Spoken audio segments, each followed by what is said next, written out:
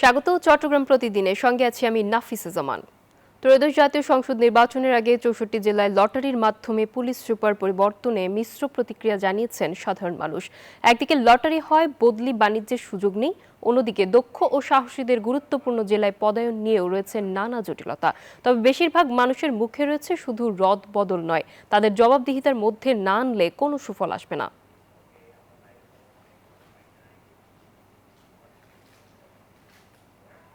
মাধ্যমে একযোগে ৬৪ জেলায় পুলিশ সুপার বদল নিয়ে সাধারণ প্রতিক্রিয়া ও বিস্তারিত জানাতে চট্টগ্রাম থেকে সরাসরি যুক্ত হচ্ছেন নয়ন বড়ুয়া।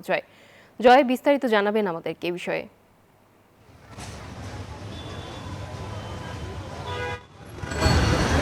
ধন্যবাদ নাফিসা জামান আপনাকে। এর আগের ঘন্টায় কিন্তু আমরা দেখানোর চেষ্টা করেছি, এখানে সাধারণ মানুষের বিভিন্ন মিশ্র প্রতিক্রিয়া আমরা দেখতে পেয়েছি।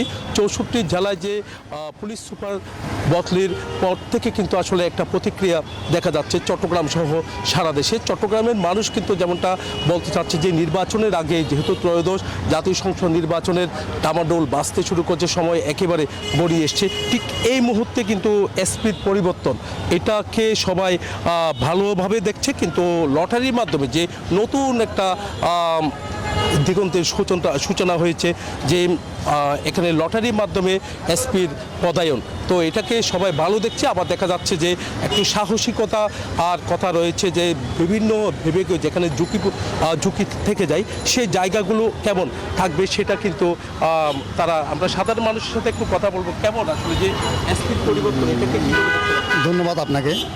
আসলে যে চট্টগ্রামের মধ্যে সারা বাংলাদেশ ৬৪ জেলায় যে নির্বাচনটা আমরা আখ্যায়িত করতেছি, তো এখানে এসপি পরিবর্তন যেটা হলো বর্তমান প্রেক্ষাপটে দেখা যাচ্ছে, সেটা আমরা সাধারণ মানুষ চিন্তা করবো যে এটা নিয়ে যদি কোনো মতভেদ না থাকে, আমাদের মতভেদ আছে, একটা বলারে আছে, আমরা আক্ষেপও আছে। তো আমরা শুধু এটাই বলতে চাই যে একটা নির্বাচন যেটা হবে সুষ্ঠু সুন্দর নির্বাচন হতে হবে বাংলাদেশে। আমরা একটা সুন্দর নির্বাচন চাই, যে পক্ষে হোক না কেন আমরা নির্বাচন। অনেক ধন্যবাদ। এই ছিল আমার এখানকার সর্বশেষ। ফিরে যাচ্ছি স্টুডিওতে নাফিসা জামানের কাছে। নয়ন বড়ুয়া, আপনাকে ধন্যবাদ। চট্টগ্রাম বন্দরকে বিদেশি অপারেটরদের ইজারা দেওয়ার সিদ্ধান্তের প্রতিবাদে সড়ক অবরোধ করেছে বন্দর শ্রমিকরা। এতে বন্দরে পণ্য প্রবেশ বন্ধ হয়ে যায়। পরে পুলিশের অনুরোধে ১ ঘন্টা পর সড়ক ছাড়েন আন্দোলনকারীরা। তবে দ্রুত এমন সিদ্ধান্ত প্রত্যাহার না করলে আরও কঠোর কর্মসূচির ঘোষণা দেন তারা। আবু জাবেদের ছবিতে চট্টগ্রাম থেকে নয়ন বড়ুয়া রিপোর্ট। চট্টগ্রাম বন্দরের নিয়মরিং কন্টেনার টার্মিনাল, লালদিয়া চর ও পানগাঁও টার্মিনাল সহ বন্দরের স্থাপনা বিদেশিদের কাছে ইজারা দেওয়ার সিদ্ধান্তের বিরুদ্ধে দীর্ঘদিন ধরে সড়ক অবরোধ করে বিক্ষোভ কর্মসূচি পালন করেছেন বন্দরের শ্রমিক ও কর্মচারীরা। এই ধারাবাহিকতায় বুধবার সড়ক অবরোধ করেন শ্রমিকরা। তাদের সাথে যোগ দেয় বিভিন্ন শ্রমিক সংগঠন। ১ ঘন্টা সড়ক অবরোধের পর পুলিশের অনুরোধে সরে যান তারা। অনেকদিন পর্যন্ত এনসিটি যে বিদেশি হাতে তুলে দিচ্ছে, এটার বিরুদ্ধে আমরা আন্দোলন করতেছি। কিন্তু হঠাৎ করে গত সপ্তাহে এই বর্তমান সরকার আবার নতুন করে লালদিয়াচর এবং পানগতারে আবার নতুন করে ওনার চুক্তি করলো। তারা আজকে বন্দর অবরোধ কর্মসূচি দিয়েছে। আমরা এটা আগে থেকে অবহিত আছি, আমরা মাঠে আছি এবং তাদের সাথে আমরা নেগোসিয়েশন করেছি, বারবার কথা বলেছি, তাদেরকে বুঝিয়েছি। কারণ তারা বন্দরের ভালো চায়, প্রকৃতপক্ষে বাংলাদেশকে তারা ভালোবাসে, বাংলাদেশের উন্নয়ন চায়। অবশ্য বন্দর ইজারার সিদ্ধান্ত থেকে সরে না গেলে আরো কঠোর আন্দোলনে হুঁশিয়ারি দেন শ্রমিক নেতারা। বন্দর দেশে বিদেশে কোনো প্রতিষ্ঠানকে দেওয়া যাবে না। বন্দরের যথেষ্ট দক্ষ শ্রমিক আছে। এই অবরোধের পরেও যে তারা অগ্রসর হতে চায়, তাইলে আগামী 5ই ডিসেম্বর পুরাতন রেল স্টেশন চত্বরে সারা চট্টগ্রামের শ্রমিক কর্মচারীদেরকে নিয়ে আমরা সমাবেশ করব। নিয়মরিং টার্মিনাল নিয়ে মামলা চলমান থাকা সত্ত্বেও আদালতের নির্দেশনা মানা হচ্ছে না বলেও অভিযোগ করেন আন্দোলনকারীরা। এমনকি লালদিয়াচর ও পানগাঁও টার্মিনাল নিয়ে যে চুক্তি হয়েছে তা অবিলম্বে বাতিলেরও দাবি আন্দোলনকারীদের। নয়ন বড়ুয়া, নিউজ 24, চট্টগ্রাম। জাতিসংঘ শান্তিরক্ষা মিশন ইউনিফিলে অংশ নিতে লেবাননে যাচ্ছে বাংলাদেশ নৌবাহিনীর 85 সদস্যের একটি দল। সকালে চট্টগ্রাম শাহ আমানত আন্তর্জাতিক বিমানবন্দর ত্যাগ করেন তারা। এ সময় চট্টগ্রাম নৌ chief staff captain M Ashraful Alam তাদের আনুষ্ঠানিক বিদায় দেন। এদিকে আগামী 27 নভেম্বর ব্যানকন 15 কন্টিনজেন্টের 110 সদস্য দেশে ফিরবেন। 2010 সাল থেকে ভূমধ্যসাগরে মেরিটাইম টাস্ক ফোর্সের সদস্য হিসেবে দায়িত্ব পালন করে আসছে নৌবাহিনী। নবম পে স্কেলের গেজেট প্রকাশ, টাইম স্কেল এবং সিলেকশন গ্রেড সহ 7 দফা দাবিতে বিক্ষোভ মিছিল করেছেন বাংলাদেশ রেলওয়ের 11-20 গ্রেড সরকারি চাকরিজীবী ফোরামের সদস্যরা। সকালে পাহাড়তলী রেলওয়ে ওয়ার্কশপের সামনে মানববন্ধন ও বিক্ষোভ অনুষ্ঠিত হয়। এ সময় বক্তারা বলেন, দ্রুত তাদের দাবি মেনে না নেওয়া হলে কঠোর কর্মসূচি দেওয়া হবে। কক্সবাজারের চকরিয়ায় জমি সংক্রান্ত বিরোধের জেরে ভাতিজার ঘুষিতে চাচার মৃত্যু হয়েছে। বুধবার সকালে কাকারা ইউনিয়নের শাহ উমরাবাদ গ্রামে এই ঘটনা ঘটে। নিহত মোহাম্মদ কালুর বয়স 80 বছর। পুলিশ জানায়, দীর্ঘদিন ধরে জমি নিয়ে কালুর সঙ্গে ভাতিজা আলী আহমদের বিরোধ চলছিল। সকালে একটি বৈঠক চলাকালে কথা কাটাকাটির এক পর্যায়ে কালুর বুকে আঘাত করেন আলী আহমদ। আহত অবস্থায় স্থানীয়রা তাকে উদ্ধার করে উপজেলা স্বাস্থ্য কমপ্লেক্সে নিলে মৃত ঘোষণা করেন চিকিৎসক। এ ঘটনায় 2 জনকে গ্রেফতার করেছে পুলিশ।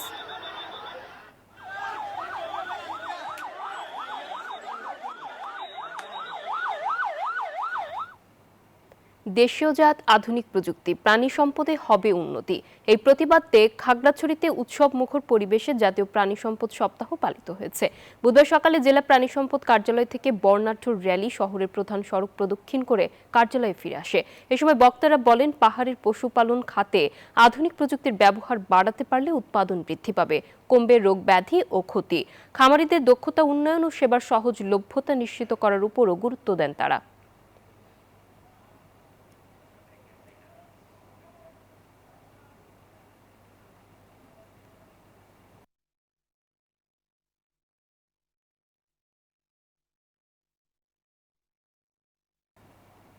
বিগত সরকারের সময় রমনা মডেল থানায় দায়ের করা মিথ্যে মামলায় দণ্ডপ্রাপ্ত যুবদলের কেন্দ্রীয় কমিটির সাংগঠনিক সম্পাদক কামরুজ্জামান জুয়েলের জামিন মঞ্জুর না করে কারাগারে পাঠিয়েছেন আদালত। এর প্রতিবাদে বুধবার সাবেক ছাত্রদল নেতৃবৃন্দের ব্যানারে বিক্ষোভ মিছিল করেছে চট্টগ্রাম মহানগর ছাত্রদল। বিক্ষোভের নেতৃত্ব দেন সাবেক সহসভাপতি যুবদল নেতা ইঞ্জিনিয়ার সাখাওয়াত হোসেন শাহিন হায়াত। এ সময় ন্যায় বিচার এবং রাজনৈতিক নিপীড়নের প্রতিবাদে বিভিন্ন স্লোগান দেন নেতাকর্মীরা। মিছিলটি নগরীর কাজীর দেউরি মোড় থেকে বিভিন্ন সড়ক প্রদক্ষিণ করে।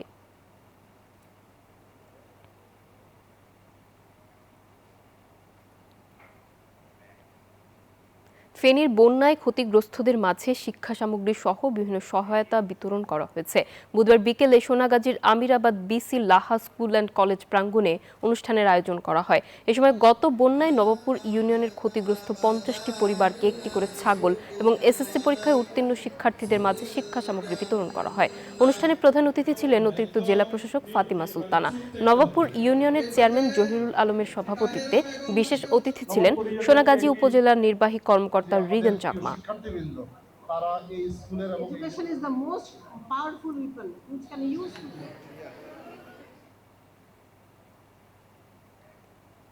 খুচরা সার বিক্রেতাদের আইডি বহাল এবং টিও লাইসেন্স বহালের দাবিতে কুমিল্লায় বিক্ষোভ ও মানববন্ধন করেছে ভুক্তভোগী কৃষক ও খুচরা সার বিক্রেতা অ্যাসোসিয়েশনের নেতারা। বুধবার দুপুরে কুমিল্লা কান্দিরপাড় পুবালী চত্বরে এই বিক্ষোভ সমাবেশ ও মানববন্ধন করেন তারা। তাদের দাবি, কৃষি মন্ত্রণালয় খুচরা সার বিক্রি বন্ধে স্থগিতাদেশ জারি করায় বিপাকে পড়বে প্রান্তিক কৃষক।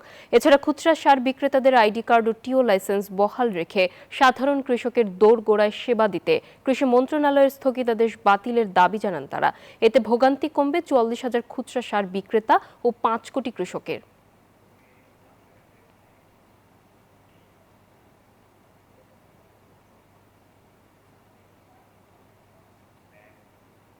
বিএনপির ভারপ্রাপ্ত চেয়ারম্যান তারেক রহমানের 61তম জন্মদিন উপলক্ষে শীত বস্ত্র বিতরণ এবং বিএনপির রাষ্ট্র কাঠামো মেরামতের 31 দফা প্রচার কর্মসূচি অনুষ্ঠিত হয়েছে। দুপুরে বাকলিয়া থানা যুবদলের উদ্যোগে বিভিন্ন এলাকায় অসহায় ও শীতার্ত মানুষের মাঝে এই শীত বস্ত্র বিতরণ করা হয়। এ সময় প্রধান অতিথির বক্তব্যে বিএনপির কেন্দ্রীয় নির্বাহী কমিটির সদস্য আলহাজ মোহাম্মদ শামসুল আলম বলেন, দেশ বাঁচাতে মানুষের ভোটই বড় শক্তি।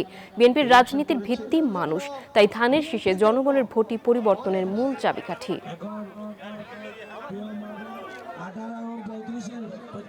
আপনারা সবাই সুশৃঙ্খলভাবে বসেন।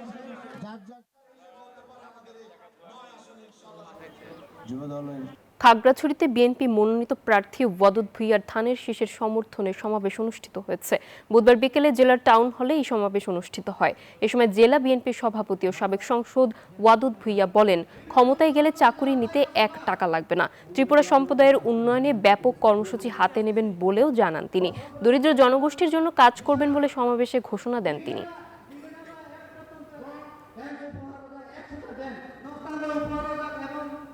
বিনি যে আর বনবাসা কাকা বাবা আমরা চিনি পাহাড়ি বাঙালি আশা খাই না এবং